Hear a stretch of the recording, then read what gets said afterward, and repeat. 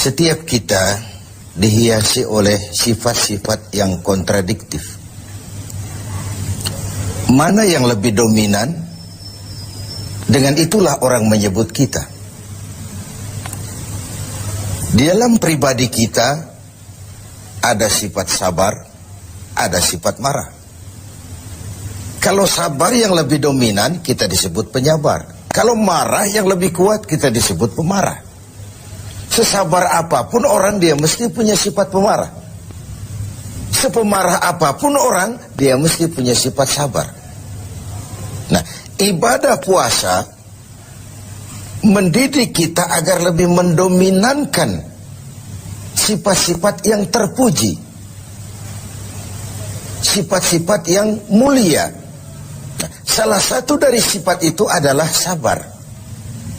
Sebuah hadis baginda Rasul menyatakan as-siyamu junnatun fa idza kana yaumus siyami ahadikum fala yarfus wa la yafsuq wa in sabahu ahadun aw qatalahu falyaqul inni shaim inni shaim.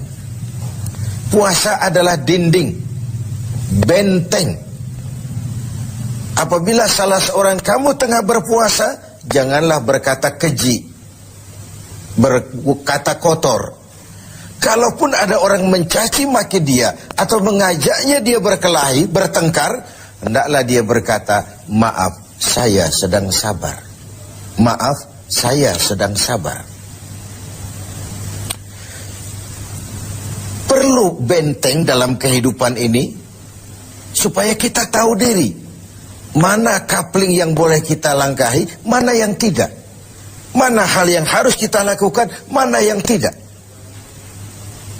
Bahwa kita mau cepat naik pangkat, boleh, tapi harus ada sabar, ada cara.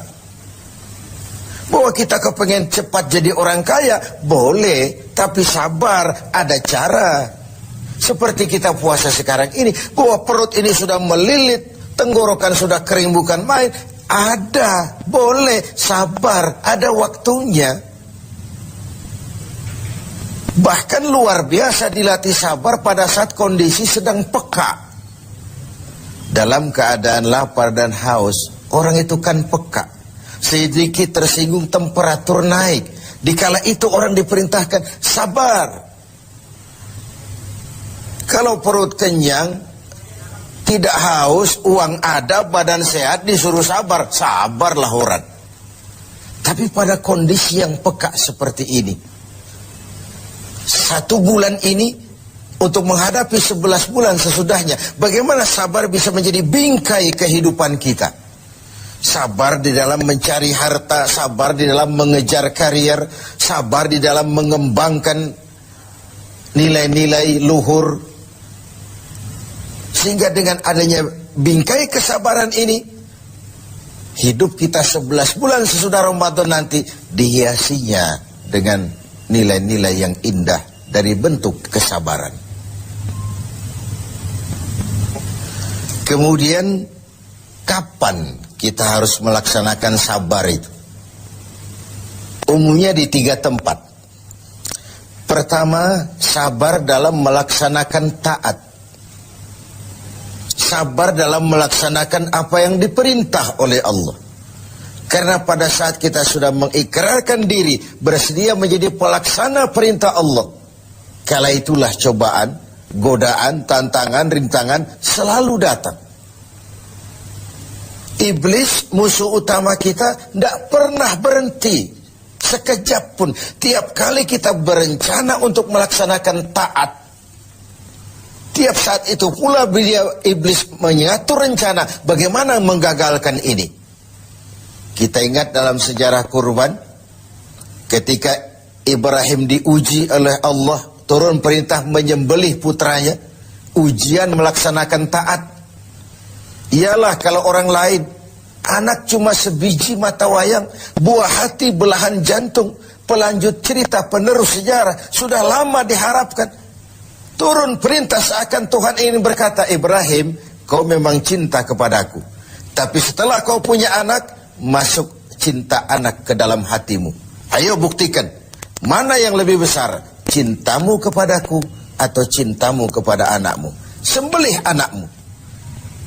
Ketika Ibrahim akan melaksanakan perintah itu, iblis ngatur strategi. Ini gendeng ini Ibrahim. Luar biasa. Kalau tiap orang punya iman seperti ini, kata iblis, nggak ada teman kita di neraka. CS kita nggak ada sudah. Ini harus digagalkan. Datang iblis menggoda Ibrahim. Kenapa mau kau sembelih anakmu? Perintah Tuhan. Tuhan cuma sentimen sama kau Ibrahim. Dia tidak kepengen kau punya keturunan. Jangan dilaksanakan. Tidak ada urusan sama kau iblis. Ini perintah Allah. Mundur. Gagal menggoda Ibrahim. Iblis pindah menggoda Siti Hajar. Barangkali perempuan lebih mudah. Karena perempuan umumnya lebih panjang rambutnya dari pikirannya. Lebih peka perasaannya. Hajar, kau tahu anakmu mau dibawa kemana dengan suamimu? Mau disembelih. Masa sih? Kok sampai hati menyembelih anaknya sendiri? Katanya itu perintah Tuhannya. Oh, kata Siti Hajar. Kalau ini perintah Tuhan, jangankan cuma anakku Ismail. Aku pun ibunya mau ikut disembelih. Tidak ada urusan sama kau. Minggir. 2 kali kecewa iblis. Gila ini. Dikira perempuan imannya lemah, malah lebih hebat lagi. Tanggung-tanggung mau ikut disembelih sekalian. Gagal menggoda Siti Hajar. Turun iblis menemui Ismail kecil. Ismail, kau mau dibawa kemana sama bapakmu? Enggak tahu. Kau mau disembelih? Kenapa mau disembelih? Katanya itu perintah Tuhan. Kalau perintah Tuhan, iblis, zahir batin saya siap, zahir batin saya ikhlas. Iblis mau bicara lagi, Ismail ngambil kerikil kecil. Idhhab ya la'in. Pergi laknat terkutuk kau. Tengoklah iblis, dia berputar saja di rumah tangga kita. Suaminya mantap, dia datang kepada istri. Istrinya teguh, dia datang kepada anak. Tidak akan berhenti usahanya di dalam kita menggagalkan upaya agar kita jangan mentaati perintah Allah. Sabar di dalam taat. Yang kedua, sabar di dalam meninggalkan maksiat. Di dalam meninggalkan yang dilarang. Orang tahu kita peminum, sudah mau berhenti, ada saja. Kau jangan bertingkah lah, kau kemarin kan pakarnya, sekarang aja. Sudah berhenti kita berjudi, Allah sekali-sekalilah. Sekali-sekali gak apalah. Banyak saja bujukan, rayuan agar kita kembali kepada penyakit lama. Meninggalkan maksiat, meninggalkan yang dilarang Allah pun perlu kesabaran.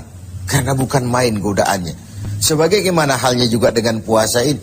Puasa di Jakarta, di kota-kota besar, insya Allah pahalanya lebih besar daripada puasa di desa terpencil. Kenapa? Godaannya tidak seberat di kota besar. Di kota besar kita lihat tulisan gede-gede, hormati orang puasa. Di bawah yang makan biasa. Ini sebuah potret, semakin tinggi nilai taat, semakin tinggi keinginan meninggalkan maksiat, semakin berat juga cobaan dan bisikan iblis. Maka semakin diperlukan kesabaran itu. Lalu tempat yang ketiga, sabar di dalam menghadapi musibah. Sabar dalam menghadapi kesulitan, cobaan, ujian. Baik dia dalam bentuk yang menyenangkan, maupun dalam bentuk yang tidak menyenangkan. Kalau bukan sabar yang jadi bingkai, maka ketika datang kesusahan, kita akan seperti ayam sampar, hidup segan mati tak mau, bagai kerakap tumbuh di batu. Tetapi kalau bingkainya adalah sabar, kita akan seperti karang di tengah samudra, dihantam gelombang yang bagaimanapun besarnya, dia tetap tegar, berdiri dengan kokohnya. Begitulah orang-orang beriman yang diberikan bingkai sabar sebagai hasil pelaksanaan ibadah puasanya. Nah, sabar ini tentu tidak ada habisnya. Pada tatanan dan situasi tertentu ada batasnya memang. Tapi secara umum tidak boleh kita berkata habis sudah sabar saya. Ya mungkin dalam hal itu, tapi dalam hal lain tidak boleh sabar itu habis dalam kehidupan kita. Hanya orang-orang yang diberikan sifat sabar ini, seperti sudah dicontohkan bagaimana sabarnya Ibrahim, bagaimana sabarnya Siti Hajar, bagaimana sabarnya Ismail, melaksanakan perintah Allah dan mereka lulus. Lalu Ismail selamat digantikan dengan seekor kambing kibas, dan kemudian Ibrahim diberikan lagi kegembiraan dengan beroleh seorang putra lagi yang bernama Ishak. Inilah hakikat sabar dalam taat. Tidak akan rugi orang yang mau berkorban. Ibrahim siap menyembelih Ismail, Ismail diselamatkan oleh Allah, kemudian Ibrahim ditambah karunia seorang putra yang bernama Ishak. Sebuah potret tidak akan pernah rugi. Orang yang mau berkorban, ikhlas dalam berkorban, dan sabar dalam melaksanakan taat kepada Allah Subhanahu wa ta'ala. Lalu sabar juga dalam meninggalkan apa yang dilarangnya. Karena ada kesan, khuffatil jannatu bil makarih wa huffatin naru bisyahawat. Surga dan jalan yang menuju ke sana dipenuhi dengan hal-hal yang tidak menyenangkan. Sebaliknya neraka dan jalan-jalan yang menuju ke sana diselimuti oleh hal-hal yang menyenangkan. Hal-hal yang kita cenderung memang melaksanakannya. Karena itu, belum tentu yang menyenangkan kelihatannya akan menyenangkan juga seterusnya. Pandai-pandailah kita memilah dan memilih antara keuntungan jangka pendek dengan kerugian jangka panjang, atau kerugian sesaat tapi menguntungkan pada kehidupan jangka panjang.